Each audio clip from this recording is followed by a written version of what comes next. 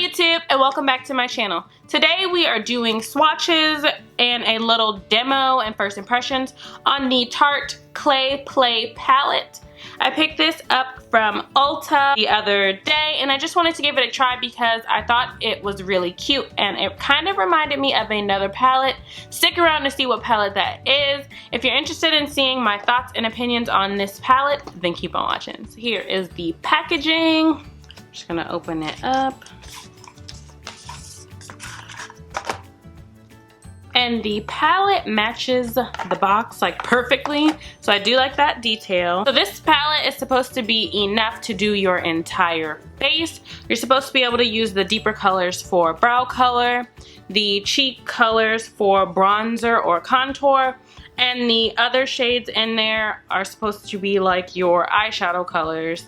So this is like a complete face palette. It's the Clay Play Face Shaping palette. Here is what the inside of the palette looks like.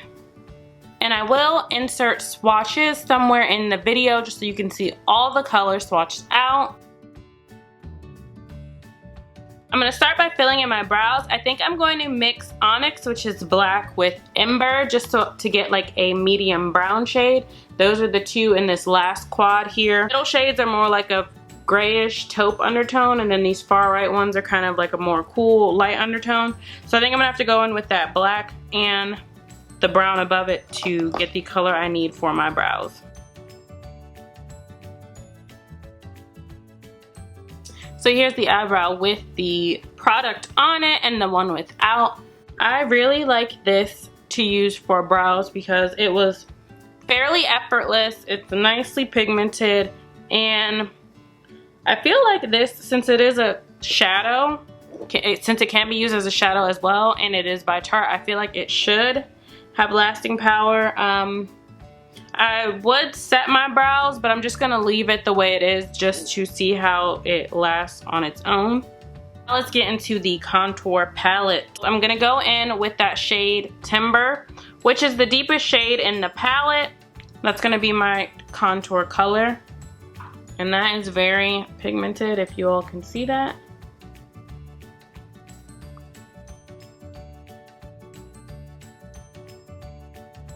I never contour my nose, but I want to give this a try.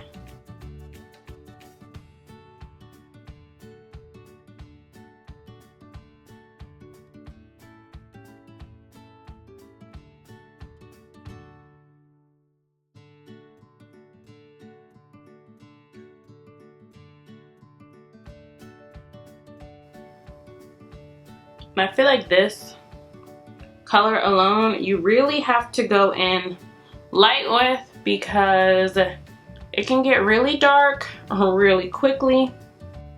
And it's not, I want to say that wasn't the easiest to blend. I don't know if it was the brush I used or if it's the actual product.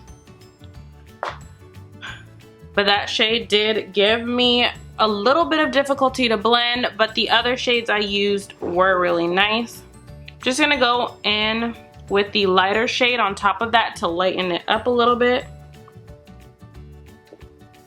And now that I've switched brushes, I feel like that did help some with the blending of the product. So pretty sure that Morphe brush is for liquid products, so I do not suggest using something small and fine to put this on, but I mean it is a powder, so I should have known better, but I just want to give that brush a try. I'm gonna go ahead and finish the rest of my face, and then I'll be back with my final thoughts on this product. So I've gone ahead and finished my makeup.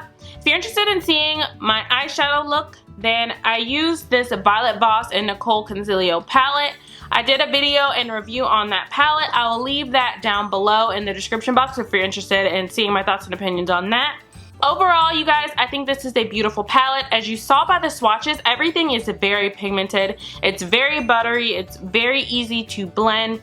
Like I said, I think just that cheek color that I used, which is Timber, was a tiny bit difficult to blend, and that's only because of the brush I used. When I went in and used a different brush, it blended out easily. It is very pigmented, so if you're my color or lighter, then just be careful. However, if you're my color or deeper, I do think that you will get good use out of this palette.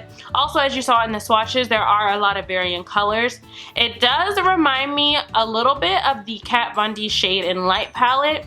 However, it's like the Kat Von D Shade and Light palette, like if you took the face Kat Von D palette Shade and Light and the eye Kat Von D Shade and Light and put them together. Like, this is like the baby that both of those palettes would make.